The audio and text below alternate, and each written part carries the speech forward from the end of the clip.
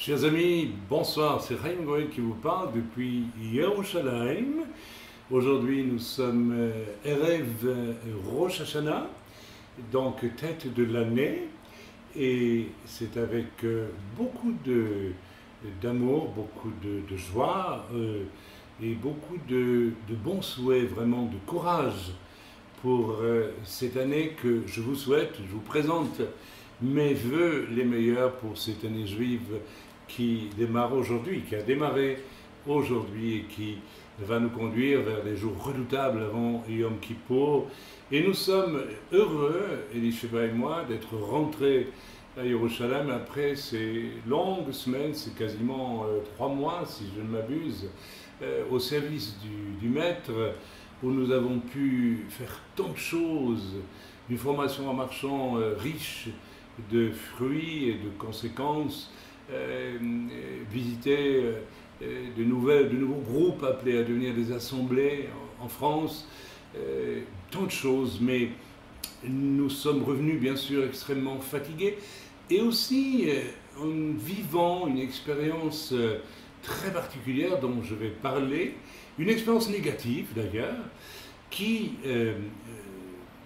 engendre et qui s'inscrit, qui a donné lieu au message que je vais vous relâcher aujourd'hui, une expérience de souffrance et de souffrance extrême. Oh, non pas quelque chose de ponctuel, un accident, un décès, non, quelque chose de beaucoup plus grave, de beaucoup plus profond que cela, quelque chose de la souffrance qui a pu intervenir dans le cœur de Yeshua lorsqu'il a vu Judas, un de ses disciples, un de ses proches, être l'instrument en quelque sorte de sa perdition, mais que Dieu me pardonne de parler de perdition pour Jésus, mais vous m'avez compris, de sa défaite apparente, n'est-ce pas, défaite que Yeshua a acceptée, puisqu'il dit « On ne me prend pas ma vie, mais je la donne ».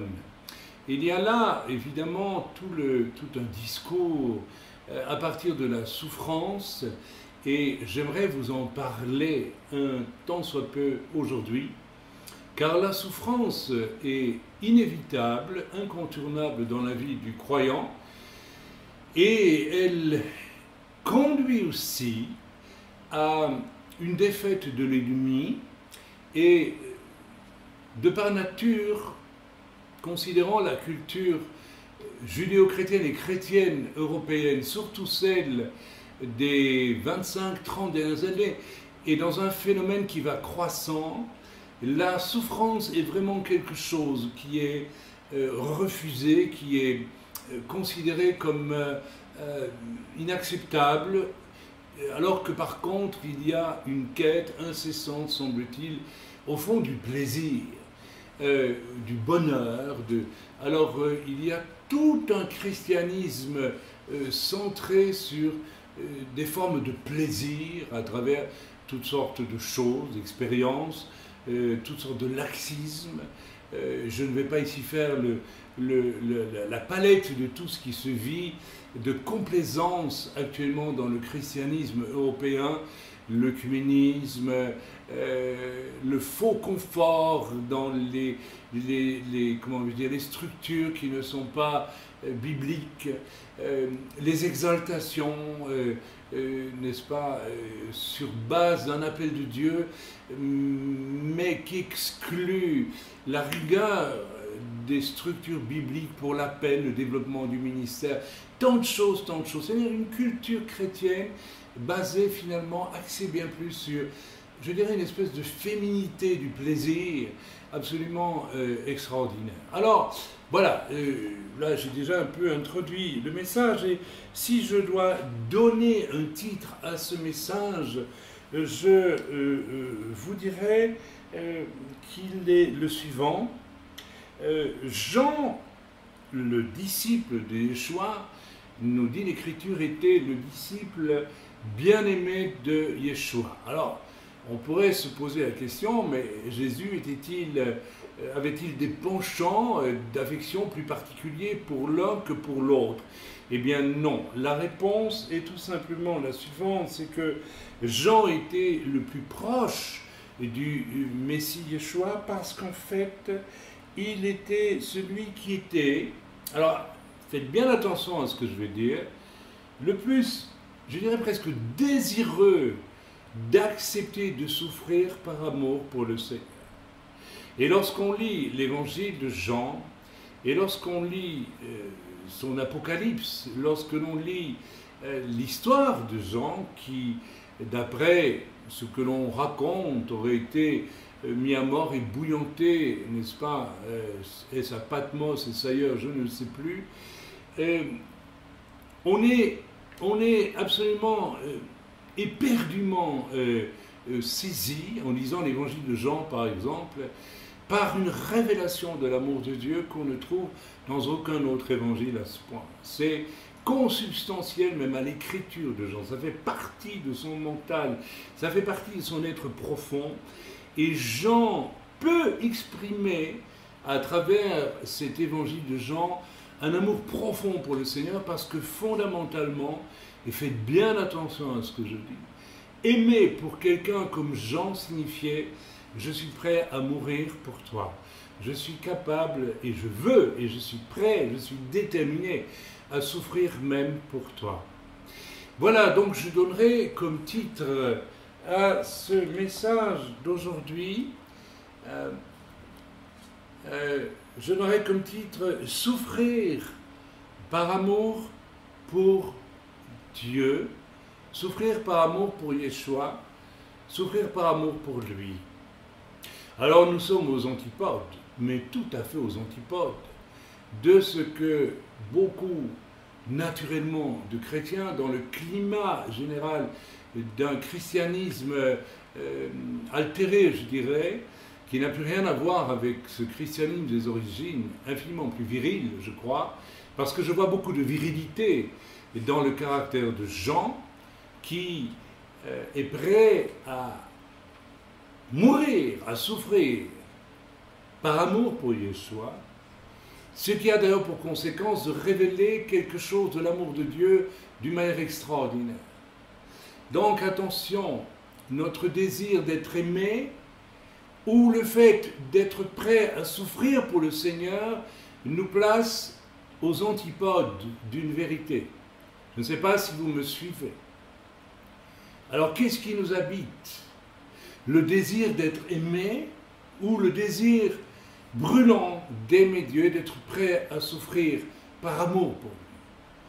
Je ne sais pas si je me fais comprendre, je l'espère. En tout cas, je pense qu'une véritable conversion doit s'accompagner, ça a été, je n'ai pas de fausse modestie ni d'orgueil à le dire, s'accompagner de ce désir profond d'aimer Dieu en étant prêt à payer n'importe quel prix pour lui.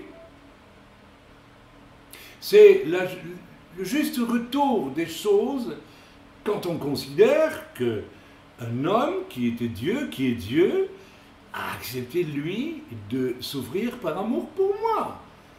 Alors, il n'est pas presque, il est évident que si vraiment j'ai connu celui-là, qu'on appelle Mashiach ou Christ, je vais avoir au fond de mon cœur le même désir, être prêt à souffrir pour lui. Ceci, c'était le titre et l'introduction du message. Nous allons lire maintenant dans 2 Corinthiens au chapitre 1er.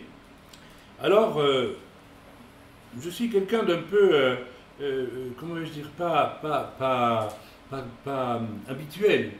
Quand je construis un message, j'écoute le Seigneur et il me fait aller là ou là et j'essaie de le suivre. Il y a dans beaucoup de mes messages des points de suspension, qui sont ces temps où j'essaie de suivre vraiment la pensée de Dieu.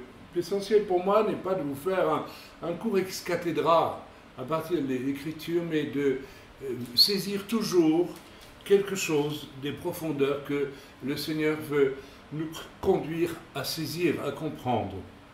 Nous lisons donc ensemble dans la deuxième aux Corinthiens et au chapitre 1er, nous allons lire ceci. Excusez-moi, il me fallait boire un peu, autrement, je ne sais pas pour quelle raison, mais je suis saisi du hoquet, probablement qu'en parlant, j'avale trop d'air. Alors pardonnez-moi pour ce petit précision, mais vous pouvez peut-être vous rendre compte qu'il y a des moments de silence. Eh bien, c'est tout simplement que je bois un peu d'eau. Lisons ensemble. Paul, apôtre de Yeshua Mashiach, par la volonté de Dieu, et le frère Timothée, à l'église de Dieu qui est à Corinthe, et à tous les saints qui sont dans toute l'Achaïe. C'est d'emblée extrêmement intéressant de voir que, et ce n'est pas un hasard, que Paul écrit avec le frère Timothée. Et nous allons voir qu'il y a là quelque chose d'extrêmement important que nous allons extraire de l'Écriture, à savoir la communauté spirituelle et de participation aux souffrances lorsque l'un d'entre nous, un serviteur par exemple, souffre, et que le corps est capable de souffrir avec lui, exactement comme Jean se trouvait tellement proche de Yeshua du fait qu'il était prêt au fond de son cœur à faire un avec Yeshua. Je pense que si un des disciples, d'ailleurs Jean, si j'ai bon souvenir, était le seul disciple à se trouver au pied de la croix. C'est le seul parmi les 12. Le seul. Donc, c'est quand même un fait remarquable. Il a été le disciple qui a aimé le Seigneur au point d'aller le plus loin possible avec lui, à vivre avec lui ses souffrances. Et c'est quelque chose d'imaginer Jean et non pas les autres. Ne parlons pas de Judas, bien sûr, mais les 10 autres. Aucun n'était présent, donc aucun n'avait cette proximité d'amour avec Yeshua au point de vouloir assister, de devoir être avec lui. Et j'imagine ce qui a pu se passer dans le cœur de Yeshua sur la croix, regardons-en à ses pieds. Et bien sûr, nous connaissons tous ce moment admirable où Yeshua va dire à Jean et à sa mère, Myriam, qui se trouve là, et il va dire, femme, voici ton fils. Jean se trouve digne de remplacer Yeshua comme fils terrestre, parce qu'il a été le plus proche du Seigneur. Est-ce que vous me suivez? Ceci est tellement important. Et ceci était tellement interpellant. Pourquoi les 10 autres n'étaient-ils pas là? Parce qu'ils n'avaient pas cet amour aussi profond d'accepter de souffrir, parce que Jean a souffert. Vous croyez que Jean n'a pas souffert de voir le rabbi Yeshua crucifié sur une croix? Bien sûr, les souffrances de Jean n'ont pas été physiques, mais nerveusement, psychiquement, émotionnellement, de cœur aussi. Les souffrances de Jean ont été considérables. Il y a là un secret, il y a là un trésor que nous devons saisir, mes amis, et il est grand temps de le saisir, surtout en ces temps de la fin. Le Seigneur est en train de vouloir rapprocher les uns des autres ses enfants, à condition qu'ils soient prêts à s'aimer les uns les autres, au point d'accepter de souffrir avec celui qui souffre. D'ailleurs, l'Écriture nous dit, pleurez avec celui qui pleure, riez avec celui qui rit, qui se réjouit. Il y a là un immense appel du Seigneur, quelque chose de très particulier. Je continue la lecture, ou plutôt je la reprends. Non, verset 2. Que la grâce et la paix vous soient données de la part de Dieu, notre Père, et du Seigneur Jésus-Christ. Extraordinaire. L'apôtre Paul, dans les versets qui suivent, va nous parler d'une tribulation qui a failli lui coûter la vie. Il va le dire. Il va dire, c'est allé tellement loin que nous avons cru que nous allions mourir. Et pourtant, il dit que la grâce et la paix vous soient données de la part de Dieu, notre Père, et du Seigneur Jésus-Christ. L'apôtre Paul est de ceux qui sont aussi capables d'aimer en souffrant, et parfois même à cause des souffrances des autres. Je m'explique. Pour amener quelqu'un au Seigneur, il faut être capable de le rejoindre dans ce qui le fait souffrir. Et beaucoup d'entre nous, nous témoignons, nous distribuons des traités, nous disons avec un sourire goguenard, Jésus est sauveur, et les gens, ça leur passe au-dessus de la tête. Récemment et dernièrement, j'ai visité un homme dans le sud de la France qui travaille dans une jardinerie.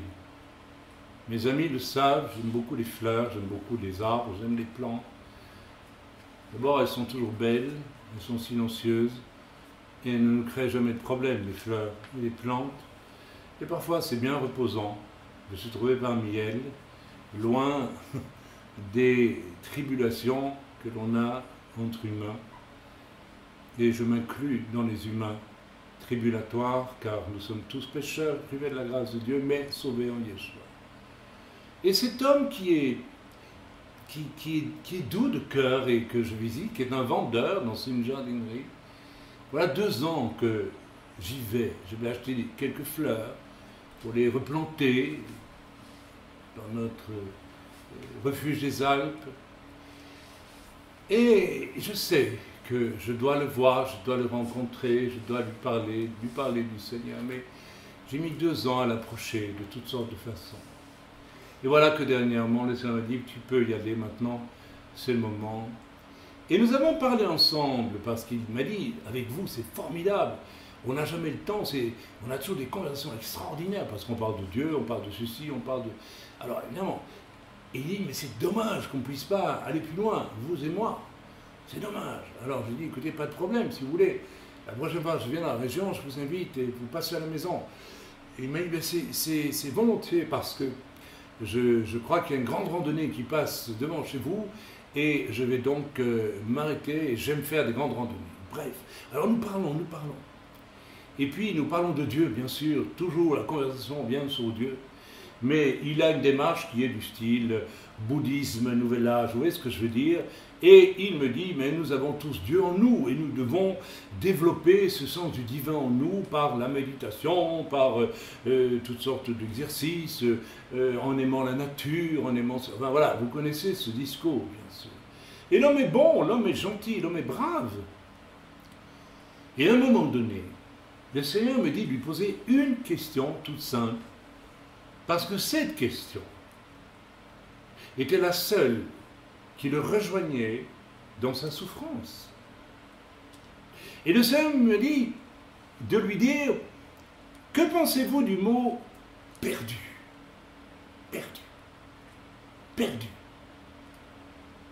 Il m'a regardé, très intéressé, il m'a dit, mais c'est intéressant, vous me parliez de ça parce que, je ne sais pas pourquoi, mais c'est vrai, c'est intéressant, ça c'est une chose à réfléchir. Il dit, mais oui, c'est vrai, il y a en nous toutes sortes de choses qui doivent être restaurées, réparées. Et donc c'est important que nous fassions tout un travail là-dessus pour le réparer, le restaurer, etc., etc., etc. Et là, le Seigneur m'a dit, tu le tiens. Alors je lui ai posé la question, dites-moi, si un homme est perdu, parce que vous êtes perdu, n'est-ce pas? C'est ce que vous venez de me dire. Il dit, oui, d'une certaine façon, je suis perdu. Comment peut-il se sauver? Comment peut-il restaurer, puisqu'à la base, il est perdu? Est-ce que quelque chose d'imparfait peut redevenir parfait? Et j'ai vu, à ce moment-là, une espèce d'effroi ou je ne sais pas, quelque chose de formidable qui s'est installé dans le cœur de cet homme, s'est rétréci. Il y a eu quelque chose, à la limite, des larmes dans ses yeux, et il a compris en un instant la vanité, l'inutilité de tous ses efforts, de toute une vie. Cet homme a 40 ans. Et je lui ai dit ensuite, mais dites-moi, si quelqu'un est perdu, il n'y a qu'un être qui n'est pas perdu, qui puisse le sauver. Vous êtes d'accord avec moi? Il m'a dit, mais ce que vous dites là est vrai. C'est logique. Et je dis, moi, je ne connais qu'un. C'est Jésus. Et là, cet homme s'est effondré à l'intérieur. Et c'est là qu'il m'a dit, d'ailleurs, eh bien, on va se revoir. Voyez-vous, quelque chose. 2 ans d'amour pour cet homme. 2 ans d'amour. C'est de l'amour, vous savez. C'est de l'amour que de retourner acheter des petites fleurs parce que l'on sait que l'on va parler un jour à quelqu'un. Vous voyez, ce n'est pas une grande campagne d'évangélisation avec un discours relativement facile. Vous êtes perdu, vous êtes sauvé, amen, vous levez la main, terminé, etc. Je ne dis pas qu'il n'y a pas de gens qui soient sauvés ainsi. Mais ça ne va pas loin, reconnaissons-le très souvent. D'ailleurs, combien de personnes retournent dans le monde ou n'ont jamais quitté le monde malgré une décision d'accepter Jésus. Non, là, quelque chose. J'ai aimé cet homme pendant 2 ans. J'ai tellement aimé qu'à un moment donné, le Seigneur a permis que j'atteigne quelque chose qui était son drame profond et qu'il ignorait lui-même. Cet homme était perdu et il ne savait pas qu'il ne pouvait pas se sauver lui-même. Il a fallu, au nom de cet amour, cette affection, cette amitié que j'ai eue pour lui pendant 2 ans et qu'il a ressenti, et j'ai ressenti la sienne aussi à mon égard. Cet homme m'a apprécié. Je le vois encore, il était content de me voir venir. C'est mystérieux cela, n'est-ce pas? Voilà, j'ai fait un détour. Si vous voulez amener quelqu'un au Seigneur, il faut l'aimer beaucoup, mes amis. Mais pas seulement en discours, pas seulement en petits cadeaux. Il faut vraiment prendre la personne à cœur. Je reviens à ce que dit l'apôtre Paul, que la grâce et la paix vous soient données de la part de Dieu notre Père et du Seigneur Jésus-Christ. Continuons. Béni soit Dieu le Père de notre Seigneur Yeshua Mashiach, le Père des miséricordes et le Dieu de toute consolation, qui nous console de toutes nos afflictions, afin que par la consolation dont nous sommes l'objet de la part de Dieu, nous puissions consoler ceux qui se trouvent dans l'affliction. Est-ce que vous avez déjà relu et relu ce verset et réfléchi à ce qu'il signifie? Il est donc une question de Dieu qui nous console dans toutes nos afflictions. Est-ce que Dieu nous console dans toutes nos afflictions? Si je questionnais son chrétien, il me dirait non. Je souffre. Je souffre et je ne comprends pas pourquoi. Telle situation. Telle situation. Un mari m'a abandonné. Un mari chrétien a décidé que je n'étais pas sa femme, selon Dieu. Ça se voit, ce genre de choses. Et j'épouse une autre. Terrible. Quelle souffrance. Des enfants qui vivaient apparemment droit avec le Seigneur. Paf, chute, ils partent dans le monde. Quittent leur famille. Quelle souffrance. Des calomnies. Des médisances, des jalousies, qui font que les chrétiens s'entretuent. J'ai moi-même été littéralement mis à mort dans mon honneur et ma dignité par un club de femmes absolument odieuses, voici, et auxquelles je pardonne. Voici plus de 20 ans en Belgique, en me traînant en réputation devant une commission anti-secte, à coups de mensonges, effrontés, et je détiens les preuves de leurs mensonges, parce qu'elles ont écrit le contraire dans des témoignages. C'est dur de vivre cela. Et quand on devine que derrière tout ça, il y a aussi quand même un trafic étrange, parce que quand une commission vient écouter une seule personne qui lui raconte des tas de mensonges sur un pasteur, et qu'elle ne prend pas la peine d'interroger le pasteur pour vérifier quand même que ces choses sont peut-être vraies, on peut se poser la question. On se peut poser des questions. L'injustice fait partie de notre monde, mes amis. La méchanceté. Et beaucoup d'entre nous, nous subissons des choses terribles parfois, et nous pouvons dire nous n'avons pas eu notre consolation. Eh bien, voyez-vous, le problème est que la consolation viendra toujours, un jour ou l'autre. Toujours. Cela prendra 10 ans, 20 ans, toute une vie, après la mort, au ciel peut-être, au ciel certainement. Voici quelques heures, un frère que j'apprécie énormément dans notre œuvre, qui m'aime un peu comme Jean aimait Jésus. Je ne suis pas Jésus, bien sûr, mais je sens cet amour et je l'aime beaucoup aussi pour cela. Nous sommes très proches de ce fait, très proches. Il m'a dit, je t'ai vu dans une vision, mort au cimetière, on t'a enterré. Et il m'a dit, je ne dis pas que ça va t'arriver, mais c'est que le diable voudrait. Et puis je t'ai vu au ciel, tu étais à côté de Jésus. Et puis tous ces gens qui t'ont calomnié, qui ont médit de toi, qui t'ont fait du mal, passaient devant toi et Jésus, et une trappe s'ouvrait, descendait dans les flammes. Vous allez me dire, c'est terrible. Ils allaient me dire, mes frères, Chaim, vous êtes consolés par cela? Non, non.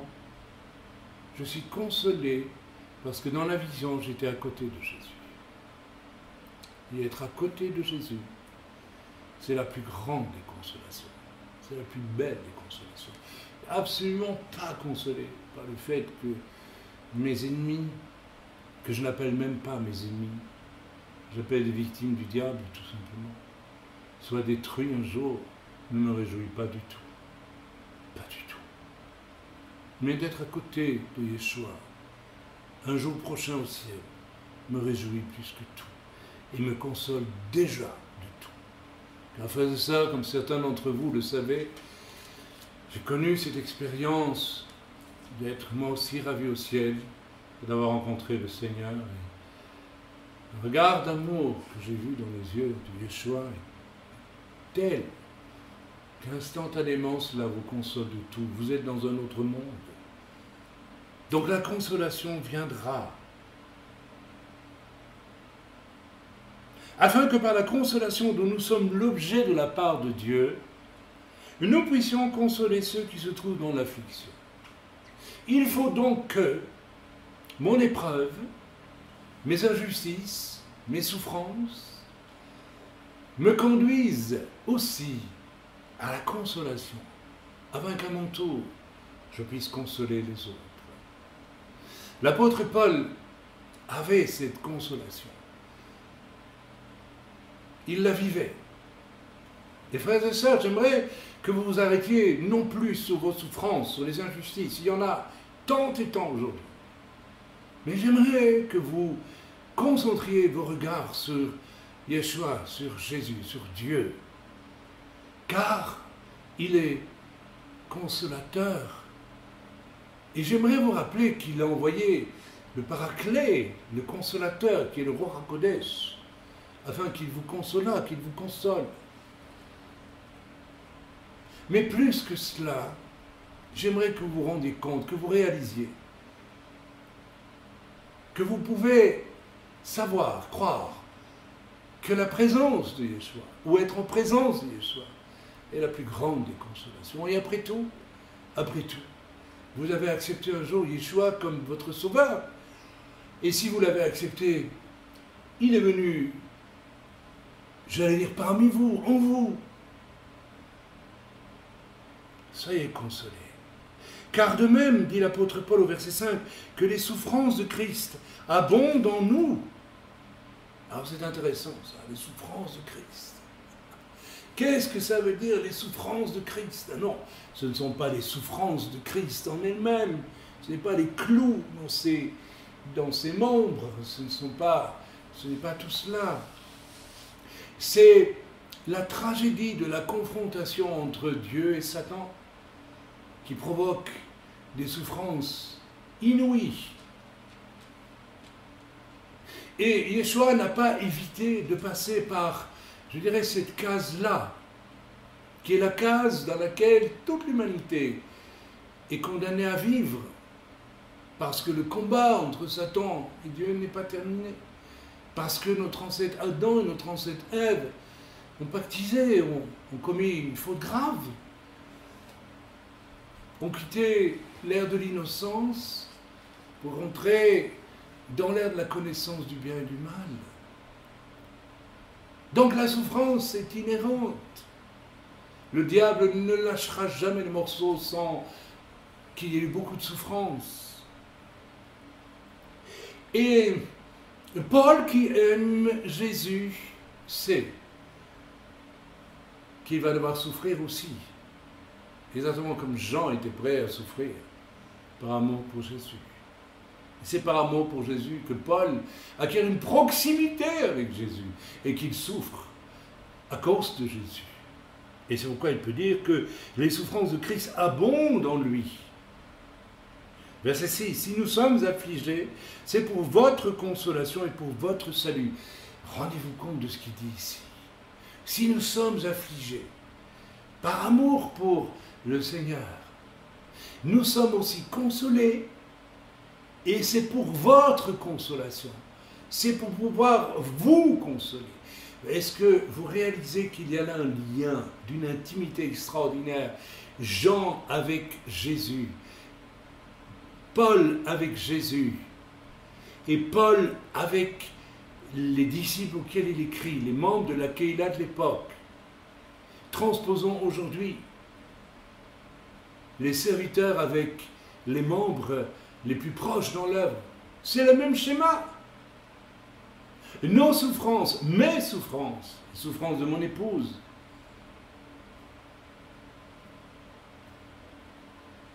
avec au final la consolation, nous sont donnés pour que nous puissions aussi vous annoncer la consolation et vous consolez vous. Alors je voudrais vous dire, avec au fond de moi-même, je ne peux pas l'expliquer, je n'arrive pas à le... mais je le sais, quelque chose qui fait ressembler à ce que Jean l'apôtre devait éprouver. Cette merveilleuse flamme d'amour, qui n'a rien à voir avec la sentimentalité, mes amis, c'est autre chose. C'est l'amour viril de celui qui est prêt à mourir par amour.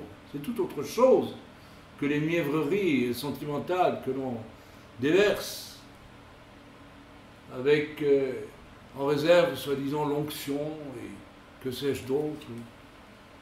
Et puis aussi l'offrande à la fin, bien sûr, puisqu'il est bien entendu que pour certains ministères, comme on me l'a dit récemment, on ne fait pas une réunion à moins de 10 000 euros. Où est l'amour pour le Seigneur? Où est l'acceptation de souffrir pour Dieu dans de tels ministères? Ce sont des mercenaires. Éloignez-vous d'eux. Continuons la lecture. Si nous sommes consolés, c'est pour votre consolation qui se réalise par la patience à supporter les mêmes souffrances que nous endurons. Voilà, c'était ce que je vous disais tantôt. Nous souffrons, nous vivons des épreuves, vous en vivez. Je suis sûr, il y a plein de gens qui m'écoutent là, qui vont écouter ce séjour. Mais, avec la patience, nous endurons ces choses et nous serons consolés.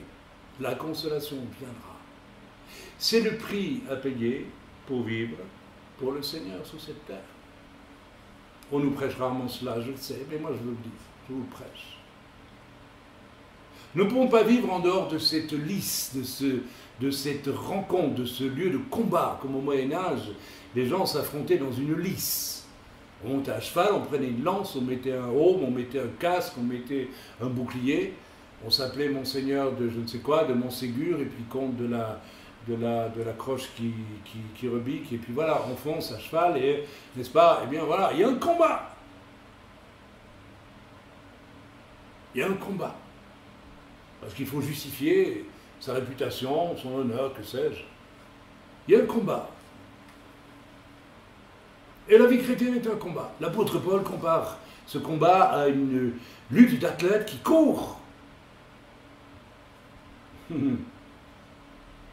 C'est dur. C'est pas facile, c'est pas simple. Il y a des souffrances. Vouloir les éviter, c'est un leurre. Ça ne sert à rien. C'est inévitable. Et je dirais, plus nous avons souffert pour Christ, plus nous avons patienté dans la souffrance, plus nous sommes restés attachés aux valeurs de Dieu dans la souffrance, le pardon, etc., etc., plus nos récompenses seront grandes dans le ciel. Yeshua a reçu la récompense suprême, il a reçu le règne, la puissance, la gloire, lorsqu'il a été ressuscité et élevé auprès du Père. Le chemin est ouvert pour nous, mes amis, c'est le même.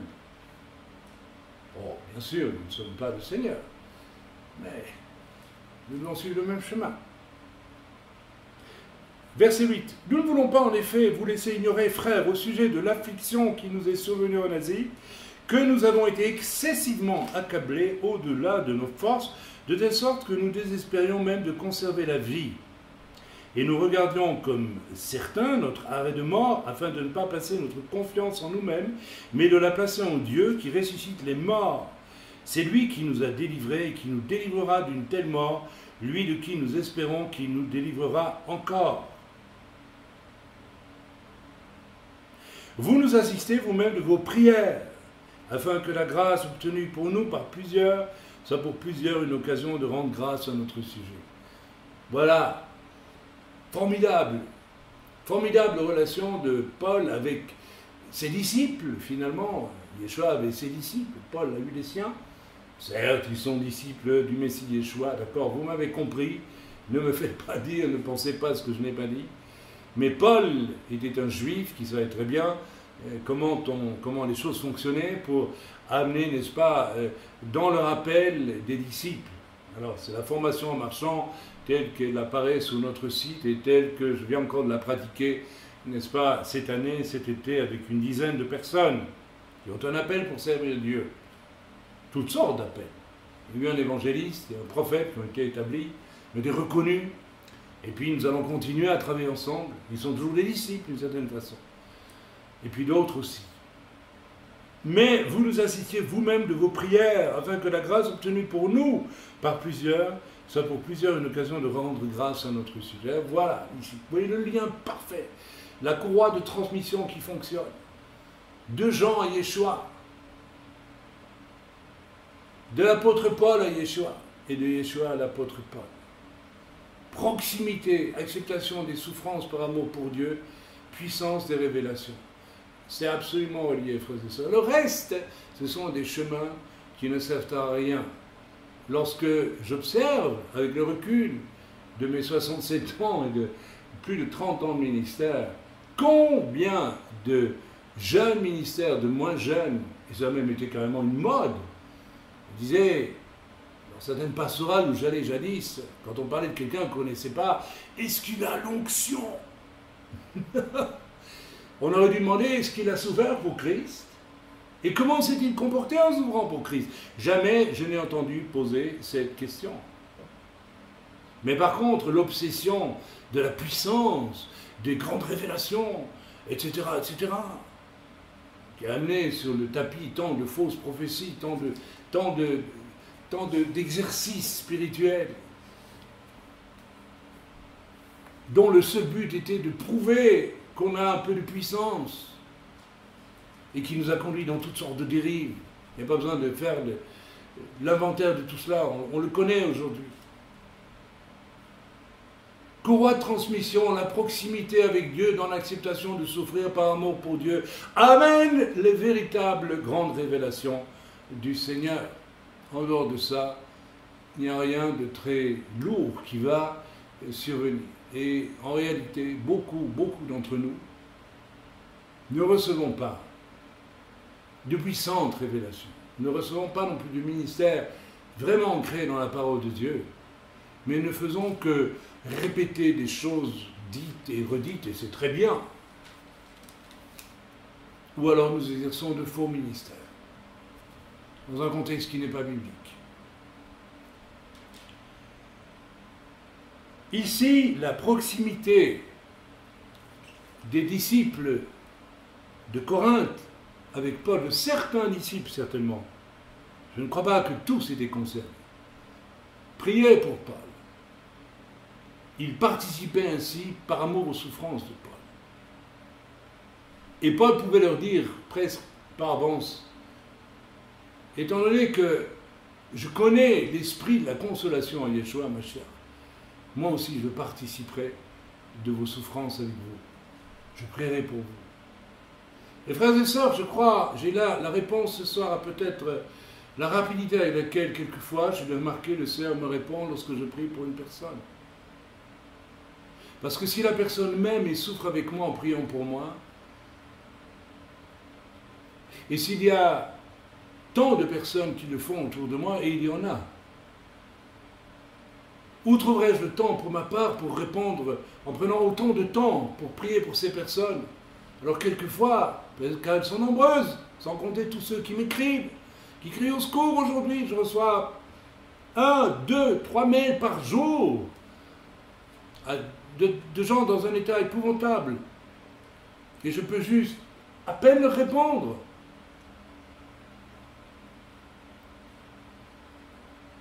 Je continue la lecture.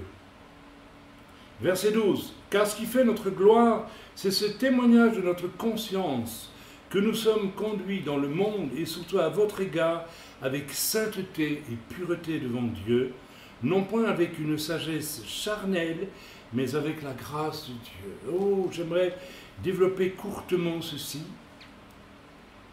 et j'y reviendrai dans un instant avec le commentaire que j'ai fait de cette lecture, car j'ai fait un commentaire, vous n'en avez pas fini avec moi ce soir, et soyez donc patients. Si vous souffrez en m'écoutant, eh bien, commencez à être patient par amour pour moi, et par amour pour...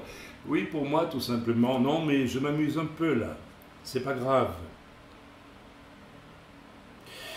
Il dit ici, nous sommes conduits dans le monde et surtout à votre égard avec sainteté et pureté devant Dieu. Et le thème, en réalité, du message que je vais vous délivrer ce soir et que je vais vous donner dans quelques instants, a été le suivant. Face aux persécutions cruelles, car nous sommes en train d'en vivre une. Oui, nous avons cherché à aider un bonhomme qui, se disant chrétien, est en fait quelqu'un de profondément souillé et qui l'accepte et qui aime ces choses apparemment par les choses de Satan, et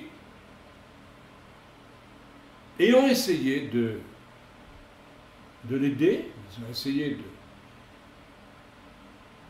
il nous a répondu avec haine, méchanceté, colère, et nous savons qu'il organise, ce personnage, un groupe d'individus haineux dont nous nous demandons s'ils ne sont pas devenus franchement ou s'ils ne sont pas satanistes. Vous savez, aujourd'hui, quand on parle de satanistes, on parle bien sûr de gens qui se déclarent tels, qui font partie de groupes comme la Wicca, je pense, etc., et qui officiellement se revendiquent tels. Mais il y a aussi tout un satanisme, je dirais larvé, édulcoré, qui fonctionne aujourd'hui dans l'Église elle-même. Et j'ai l'impression que certains n'en sont pas vraiment conscients.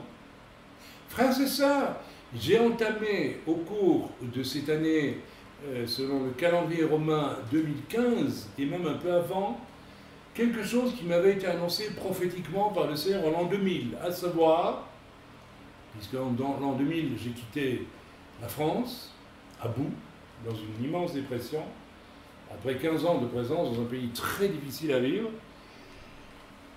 Et le Seigneur m'a dit, mais je te renverrai dans ce pays lorsque cela commencera à aller très, très, très, très, très mal. Et je crois qu'il n'y a pas de problème, les choses vont très mal aujourd'hui en France. Et le Seigneur m'y a envoyé. Je viens de parcourir toute une série de groupes et certains sont devenus simplement des groupes de prière en attendant de devenir des églises où l'on puisse, à condition qu'on puisse y établir un ou plusieurs anciens. D'autres sont devenus églises du fait que j'ai pu établir un ancien. Et d'autres de ces groupes sont en attente. Il y a quelque chose de remarquable que j'ai observé dans chacun de ces groupes. Des gens assoiffés vraiment de Dieu, dans un état épouvantable, au point de vue des enseignements, au point de vue de beaucoup de choses, au point de vue des caractères non restaurés, non transformés par le Seigneur, tant d'autres choses. Et en même temps que ces braves gens qui sont, la plupart du temps, ces braves frères et sœurs, je dirais des blessés de la route, de la longue route de l'Église évangélique d'aujourd'hui, surtout, il y a aussi, chaque fois, un ou deux personnages carrément dans les mains de Satan, parmi ces groupes. C'est absolument étonnant de le constater. Alors, il faut bien sûr que le tri se fasse, soit que ces personnes infestées complètement dans leur mentalité, dans leur comportement, et souvent un orgueil absolument effrayant, soit se convertissent, soit se retirent. Et c'est ce qui arrive. Donc, nous avons été confrontés à l'un de ces personnages qui a décidé, non pas de se soumettre à Christ, mais de se défendre, parce que, Bible en main, nous l'avons, et avec amour et avec tact, nous l'avons conduit à se rendre compte d'erreurs très graves, d'incapacités doctrinales gravissimes, d'une attirance pour les choses de Satan, tout simplement, qui affleure dans ce qu'il diffuse sur un site. Et cet homme a décidé, en réaction, par orgueil bien sûr, de nous combattre, puisqu'il ne peut pas accepter ce qu'on lui a dit d'une manière paisible, pacifique, douce, aimante et biblique. Donc, c'est la haine, donc c'est la guerre. Et nous savons, parce que nous le ressentons, nous le voyons à 1000 petites choses, il y a une guerre spirituelle qui est déclenchée, et je viens de passer 2 mois de grandes tribulations, et nous la vivons toujours, ces tribulations, au point que nos santé en sont altérées. Je ne rentrerai pas dans les détails, car je me doute que cela va être écouté et peut réjouir certains, mais je tiens à vous dire aussi que nous avons vérifié que, acceptant de souffrir, nous savons qu'il y a une consolation pour nous. Et nous savons aussi, et nous avons déjà vérifié, qu'une multitude de petites attaques, à travers les défauts des uns et des autres dans l'œuvre, se sont toutes transformées à la gloire de Dieu. Et là, c'est formidable. Parce qu'en réalité, là où nous avons dû mettre le doigt sur des manques, des défauts qui étaient excités par le diable à cause des prières de ces individus, les gens se sont soumis, c'est-à-dire que les gens ont reconnu leur travers. Et au lieu que cela les éloigne de nous, cela les a rapprochés de nous. Donc le diable fait une erreur qui le trompe.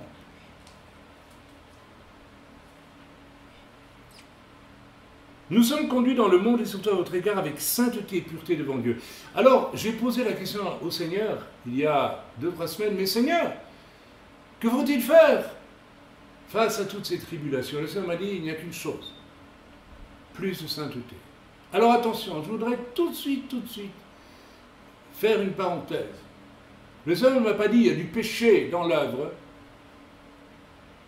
L'accusateur des frères, c'est Satan, ce n'est pas Jésus.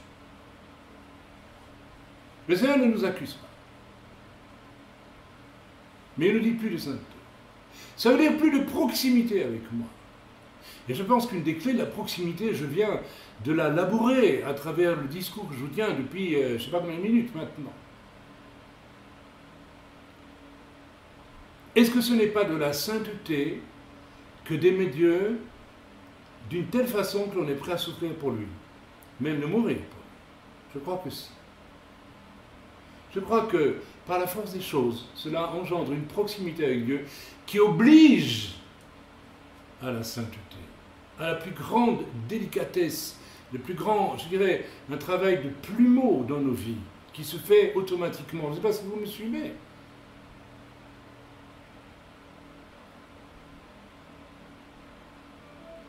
Aspirons à plus de proximité avec Dieu, c'est ça la sainteté. Non pas avec une sagesse charnelle, mais avec la grâce de Dieu. J'aimerais ici m'arrêter à ce que Paul dit, non pas avec une sagesse charnelle, mes amis, mais avec la grâce de Dieu. Alors je vais commencer par la fin. La grâce de Dieu, c'est simplement de savoir, comme je le vis à chaque Shabbat, où je dis, n'est-ce pas, j'ai vécu 6 jours, montre-moi, Seigneur, ou plutôt tu me montres, Seigneur, en quoi j'ai été imparfait. Mais je compte sur ta grâce, Shabbat après Shabbat, pour me pardonner, me bonifier, me transformer. Parce que du moment où je vois mes fautes, mes défauts, sachant que tu me pardonnes et que tu patientes avec moi pour me rendre de plus en plus proche de toi en réalité, eh bien, je n'ai aucune difficulté à te faire confiance, mon Dieu, et à m'attendre à toi. Par contre, il existe, n'est-ce pas, une façon d'être saint ou d'être dans la pureté d'une manière qui relève de la sagesse charnelle. Ici, on est dans le monde religieux. Nous parlions avec mon épouse il y a quelque temps de personnes qui nous paraissaient étranges, de plus en plus étranges, au fil du temps. Et au fond, on était obligé de découvrir que derrière des apparences aimables, polies, vous voyez tout ce que je veux dire, il y avait comme un parfum d'hypocrisie, il y avait de la fausseté, il y avait de la religiosité, beaucoup de choses, au fond, qui se marquent dans le comportement, qui émanent de ces personnes. Alors attention aussi, et je la rencontre beaucoup, cette sagesse charnelle qui s'efforce de jouer à la sainteté. J'en ai rencontré beaucoup de ces chrétiens-là. Ils sont généralement impitoyables pour les autres et extrêmement complaisants pour eux-mêmes. Au lieu d'être impitoyables pour eux-mêmes, extrêmement patients pour les autres. Ils ont un accoutrement, ils ont une apparence, ils ont un discours, une espèce de raideur. Vous voyez ce que je veux dire? Je n'en dirai pas plus. Nous ne vous écrivons pas, verset 13, par autre chose que ce que vous lisez et vous-même le reconnaissez. Oh, comme c'est beau, comme c'est profond ce qu'il dit là. Et j'espère que vous le reconnaîtrez jusqu'à la fin, comme vous avez déjà reconnu en partie que nous sommes votre gloire, de même que vous serez aussi la nôtre au jour du Seigneur Jésus. La boucle est bouclée. Paul répète ici encore une fois le lien parfait qui doit exister entre lui et les chrétiens, dont il est judéo, les juifs ou les non-juifs, avec lesquels il se trouve en relation. Il y a là quelque chose d'extraordinairement fort et puissant que nous devons méditer. Si vous le permettez, même si c'est un peu long, et même si ça donne l'impression d'être un deuxième message, eh bien tant pis, mais je terminerai vraiment sur cette nécessité du lien qui doit exister. Alors frères et sœurs, nous vivons un temps très difficile avec mon épouse. Nous sentons bien que les prières démoniaques de ce petit groupe d'individus, oh, je sais que certains vont dire que j'exagère et que ces choses n'existent pas. Si, elles existent. Oui, et elles vont exister de plus en plus. L'Écriture nous dit d'ailleurs que c'est par des frères que nous serons trahis dans les temps difficiles. Et puis, voilà, nous y sommes, hein. Nous y sommes. Le père trahira son enfant et le frère trahira le frère, etc., etc.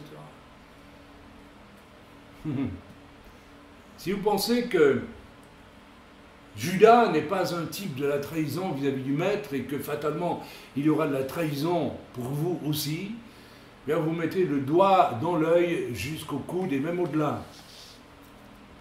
Si vous aimez le Seigneur au point de souffrir pour lui, vous aurez à souffrir les mêmes choses. L'Écriture le dit. Alors préparez-vous. Mais il y a une chose extraordinaire et je vais vous la confesser parce que j'ai envoyé hier, un mail d'appel au secours à mes frères et sœurs, comme Paul a dû le faire aussi. Hein. Il a dû, ou par l'Esprit de Dieu, les Corinthiens savaient que Paul vivait une tribulation, je ne sais pas. Je les ai mis au courant de quelque chose qu'ils savent. Voilà, il y a un groupe d'individus complètement sataniques, complètement démoniaques, qui prient pour notre mort, oui, s'il vous plaît, celle de mon épouse, la destruction de toute l'œuvre, de la haine à l'état pur. Voilà. Parce qu'il y a eu rencontre, comme Jésus a vécu avec Judas. Il savait très bien, étant Dieu, ce qu'il risquait avec Judas. Il ne l'a pas écarté, il l'a accepté. De la même façon, nous devons accepter.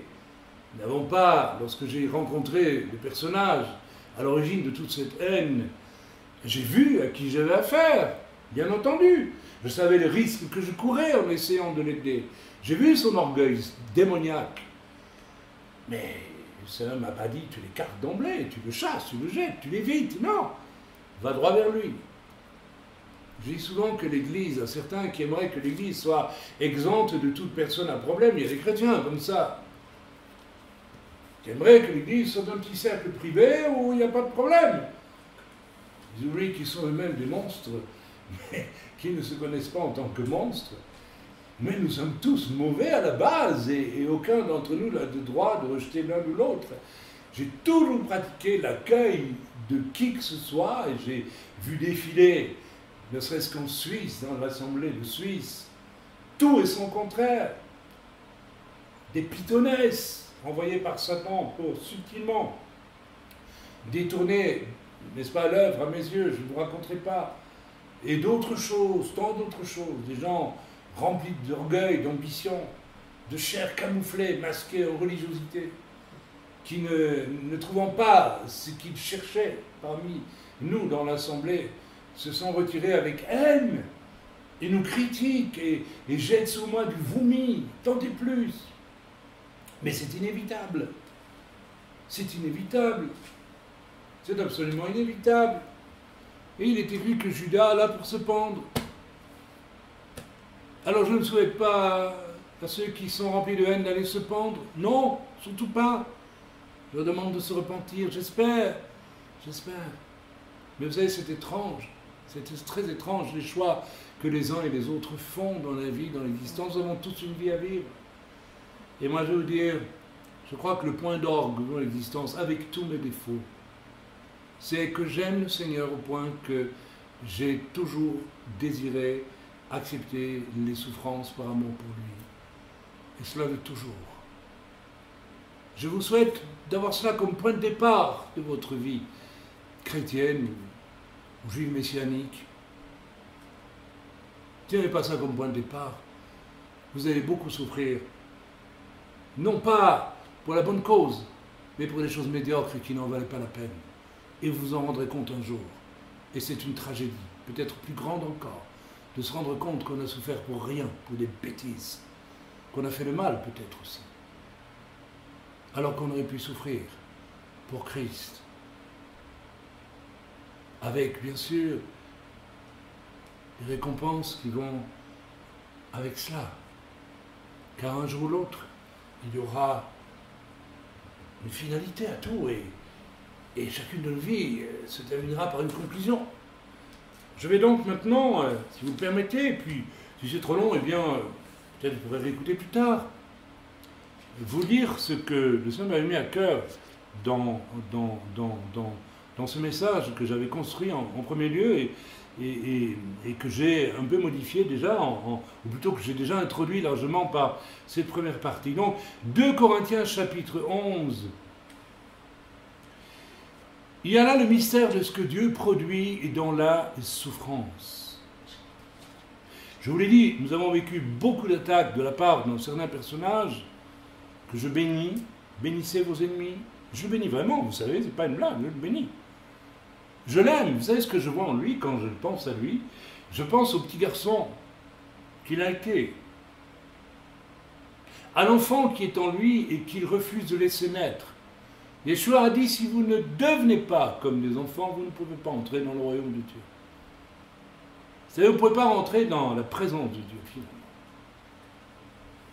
Et il y a en lui un enfant qui rêve de naître aux choses de Dieu, mais qui ne laisse pas naître. Cet enfant-là, je l'aime, en lui. Je ne sais pas si vous me suivez. Beaucoup d'attaques sont venues de lui tout l'été, et nous avons une réunion de prière, tous ensemble, il y a déjà quelques semaines, et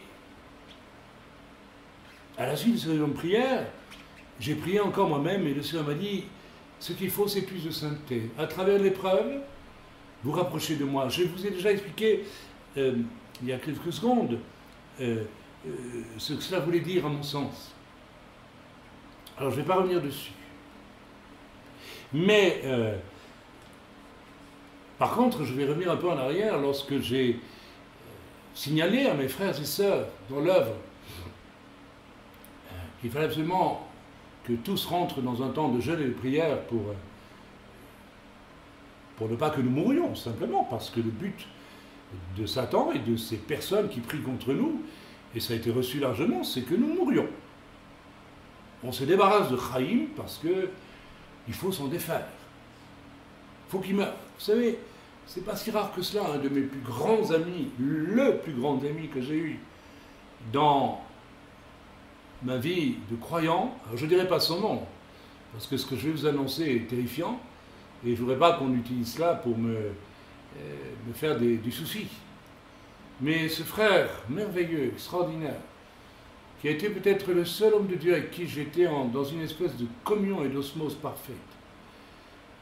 Et je me réjouis de le revoir, j'espère, bientôt, pourquoi pas, au ciel. Parce que c'est un frère. C'est comme un frère jumeau pour moi. Et entre nous, il y a eu cette espèce d'amour automatique parce que nous vivions sur les mêmes valeurs, je crois. Et un jour, on m'a appris qu'il était gravement malade. Et Saint-Esprit m'a montré que cet homme avait été empoisonné par son entourage. Son entourage quasi immédiat. Je n'en dirai pas plus. Tué, assassiné. Assassiné par des proches. C'est terrible, n'est-ce pas? Avec du poison. Avec du vrai poison. Non, pas des prières, mais par du vrai poison. Alors je reviens sur le fait que j'ai relâché cet appel à la prière, et directement il y a eu des réponses merveilleuses. La courroie de transmission dans l'amour fonctionne. Les gens participent de nos souffrances, mais malgré tout, je vous dirais que c'est assez étrange, c'est assez étonnant, mais exactement comme pour Yeshua, Jean était le plus proche, et les autres les témoins. C'est un fait. Je peux voir une gradation, et c'est extraordinaire. Alors, je ne vois pas de jugement, mais je sens très bien, en lisant les mails, le niveau d'affection et d'amour réel. Ce que je veux dire par là, ce n'est pas que je porte un jugement sur les uns et les autres, non. Mais peut-être que je fais monter un instant dans mon cœur une prière afin que tous accèdent à ce niveau supérieur. Lorsque l'un d'entre nous souffre, et a fortiori un serviteur, je veux être tellement proche de lui. Je veux souffrir avec lui. Parce qu'alors je suis saint. Parce qu'alors je suis saint.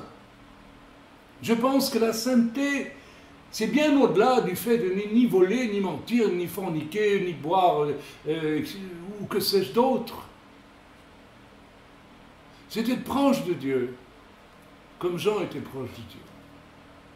Il y a dans l'évangile de Jean une sainteté, quelque chose de très spécial, un parfum de sainteté qu'on ne rencontre pas ailleurs.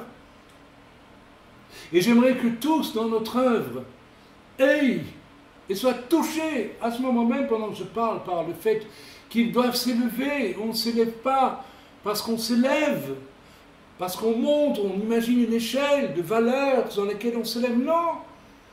On s'élève lorsque l'on aime au point de vouloir souffrir avec celui qui souffre. Lorsque l'on souffre avec celui qui souffre, parce qu'on l'aime, c'est plutôt ça, comme ça qu'il faut le dire. Lorsque je souffre avec celui qui souffre parce que je l'aime, Jean mettait sa tête sur la poitrine de Yeshua parce qu'il souffrait intrinsèquement, déjà, par la force des choses, à l'intérieur de lui. Il souffrait déjà les souffrances de Yeshua. Son rejet, son incompréhension de la part des pharisiens, de la part d'Israël, qu'il a partiellement reçu, mais dont une grande part ne l'a pas reçu.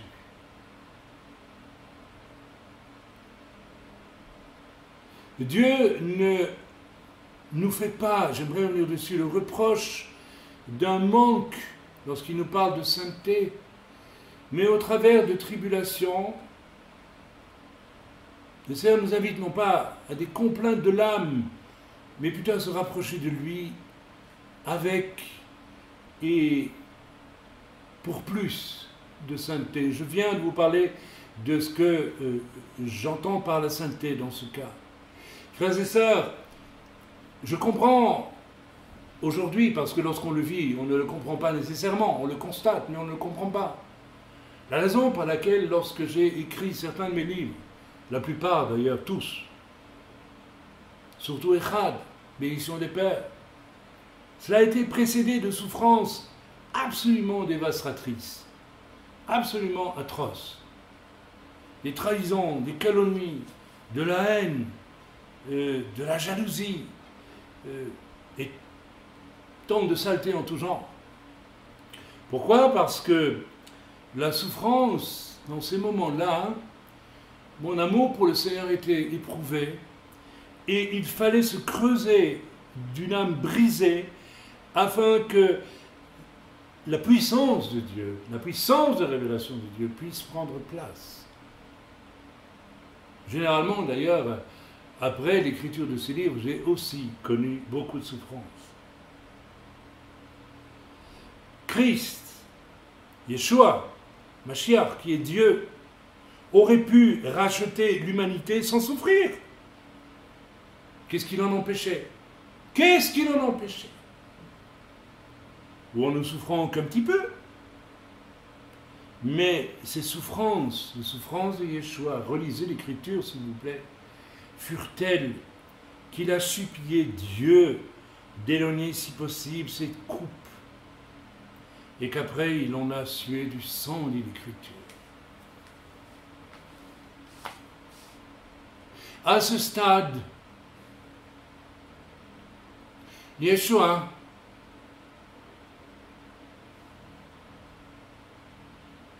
par amour pour la création telle que son Père l'a conçue et telle que lui l'a proclamée parce qu'il est le Verbe. Cet amour pour cela était tel qu'il a accepté de souffrir l'indicible pour le racheter.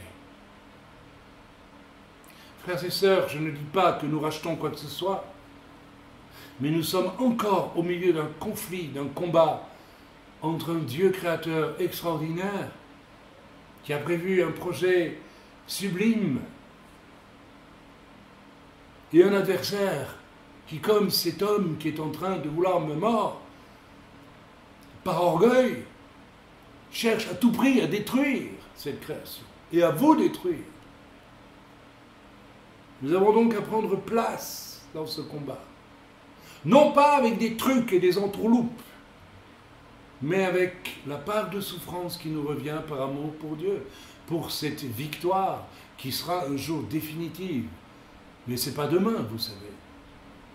Nous avons l'Antéchrist à la porte, nous avons de terribles guerres qui viennent, nous avons un tiers de l'humanité qui va périr, 2 tiers du peuple juif qui va périr. Nous avons le retour de Yeshua avec une verge de fer. Nous avons un millénium. À la fin du millénium, nous avons une rébellion. Et puis nous avons la destruction de la terre et du ciel. Nous avons le grand trône blanc de l'agneau. Nous avons le jugement de toute l'humanité. Et ensuite, nous avons la création de nouveaux cieux, de nouveaux terres et d'une nouvelle terre. Mais d'ici là, il y a une voie à suivre, il y a un chemin à parcourir. Yeshua, Dieu, s'était également fait homme. Et l'homme qui doit mener une action décisive, je parle spirituellement, loin du religieux lénifiant, hypocrite, et tout cela, n'est-ce pas, souffrira. Il paiera toujours un prix proportionné à l'amour qu'il a pour son Dieu. C'est inévitable. C'est inévitable. Et lorsque je vous dis cela, je vous dis que, une fois qu'on a compris ça, on peut s'attendre à ce que le pire soit encore pour demain. Et qu'importe, puisque nous avons choisi, par amour pour lui, de le vivre. Tout cela parce que nous avons chuté. Et pour vaincre, cela a coûté à Christ. Mais nous aussi, nous devons marcher dans ce chemin de la restauration. Tout cela parce que le diable est notre ennemi, qui nous laisse en paix quand nous sommes vaincus et nous fait une guerre totale, mais inutile, au final, quand nous sommes des vainqueurs. Effectivement, nous l'avons vérifié. Certes, nous sommes fatigués, certes, nous sommes souffrants, certes, tout cela, mais nous avons vu toutes les attaques ciblées vers les uns et les autres dans l'homme. Nous avons vu énormément de petites attaques. Toutes se retournaient à la gloire de Dieu. Donc, de toute façon, et ça c'est extrêmement réconfortant, n'est-ce pas? Les attaques de l'ennemi, eh bien, Dieu les retourne à sa gloire. Toujours, toujours. Paul fait allusion à cela aussi lorsqu'il dit que la course du chrétien est un parcours d'athlète où tous ne sont pas vainqueurs. Frères et sœurs, où tous ne sont pas vainqueurs. En d'autres mots, vaincre ou vaincront ceux qui comprennent le message que je viens de relâcher. Jean a vaincu. Très tôt, Jean avait vaincu. Je dirais dès le départ, Jean avait vaincu. Il y a bien des années, j'ai vécu une expérience étrange. En Allemagne, j'étais tout jeune dans le ministère, j'avais 3 ans de conversion, 4 peut-être. Et j'ai dû vivre certaines choses par amour pour le Seigneur. Je ne raconterai pas. Et un jour, en descendant d'une montagne où je priais en Allemagne, j'ai trouvé sur la route une pierre blanche, absolument rectangulaire et parfaite. Je savais que les anges étaient avec moi sur cette montagne. Et j'ai pris cette pierre parce que Dieu m'a dit, prends-la. J'ai bien sûr pensé immédiatement au verset d'Apocalypse qui dit à celui qui vaincra, je lui accorderai, n'est-ce pas, une pierre blanche, un nom nouveau. Frères et sœurs, je ne veux pas faire preuve de fausse humilité ni d'orgueil, mais le Seigneur m'a dit, déjà là, tu as vaincu, tu es un vainqueur. La victoire, ce n'est pas nécessairement à la fin de notre vie. La victoire, c'est dans une intention, c'est dans un choix, une décision, quelque chose de radical, quelque chose de puissant, une décision un jour, prise, en libre volonté, de dire, oui, je suis prêt à mourir pour toi. Oui, je suis prêt à souffrir pour toi. Un jour, on a prêché cela devant moi. J'ai levé la main très haut, parce qu'au fond moi-même, oui, je savais que c'était la chose à faire. Et que le reste n'était que faribole, religieuse ou humaine, sans intérêt. Je vous ouvre un chemin aujourd'hui. J'espère que vous le comprenez. Les derniers jours, combien de personnes m'ont dit ces derniers jours, c'est gentil, je ne les critique pas pour cela, mais m'ont dit, mes frères, il faut te reposer. C'est gentil. Mais figurez-vous qu'en vieillissant, et spécialement ces derniers mois, c'est l'inverse qui travaille en moi. C'est vrai que j'ai 67 ans, c'est vrai qu'à vue humaine, je devrais me reposer un peu plus, et soudainement, je travaille 3, 4, 5, 6 fois plus qu'avant mes 65 ans. Qu'est-ce qui se passe? C'est vrai que je suis épuisé, mais c'est vrai que chaque fois que je suis au bout du rouleau, je me sens porté par Dieu avec quelque chose d'extraordinaire qui s'élève en moi et qui me donne une force extraordinaire pour continuer à travailler. C'est-à-dire que plus j'avance, et moins je me repose, et j'ai l'impression d'être peut-être arrivé dans les derniers 300 mètres de ma course. Et quand on arrive à la fin de sa course, si on est en tête, qu'est-ce qu'on fait? On ne ralentit pas le pas, autrement celui qui vous suit va vous dépasser. On accélère le pas. On va puiser ses dernières forces pour remporter la victoire. Frères et sœurs, c'est ce que je ressens aujourd'hui dans les jours où je suis censé me reposer. Parfois je me dis en regardant mon épouse, mais est-ce que je ne l'amène pas à l'épuisement total? Eh bien non, le Seigneur la renouvelle aussi. Et je le ménage tant que je peux. C'est ma femme. Et l'Écriture nous dit que la femme est un sexe plus faible, plus fragile. Mais en ce qui me concerne, non, vous ne m'arrêterez pas. C'est gentil de me dire de me reposer. Mais je ne vais pas me reposer. Parce que c'est en lui. Et dans cette courroie de transmission extraordinaire avec lui, qui n'est pas parfaite, je ne suis pas parfait, mais je l'aime. Je ne connais que cela. Et je sais qu'il m'aime et qu'il m'a aimé. Au fond, si je dois résumer ma doctrine aujourd'hui, c'est une courroie de transmission entre un Dieu qui m'aime et un Dieu que j'aime. Le reste passera. Frères et sœurs, je vais m'arrêter bientôt. J'ai le sentiment, je l'ai dit, que je cours peut-être les derniers 100 mètres et qu'il ne faut donc surtout pas ralentir, mais au contraire, affermir encore la course pour être au final un vainqueur. Merci de prier pour moi, s'il vous plaît, afin que simplement mes forces soient renouvelées et que j'arrive au but. Je vous souhaite la même chose. Je prie du mieux que je peux pour chacun d'entre vous, lorsque je le peux. La proximité avec Dieu, je pense, permet d'obtenir des résultats. Prions les uns pour les autres, tenons-nous proches les uns pour les autres. Sachant qu'avec 3 secondes de prière, si nous sommes proches de la personne pour qui nous prions, nous pouvons peut-être obtenir un miracle immédiat, certainement bien plus qu'en priant des années pour une personne. Il y a là comme un secret, mes amis. Et j'aimerais que vous le gardiez dans votre cœur aujourd'hui. Proche avec Dieu, et la gloire de Dieu apparaît, la vraie gloire. Pas la gloire de Perlimpinpin, la vraie.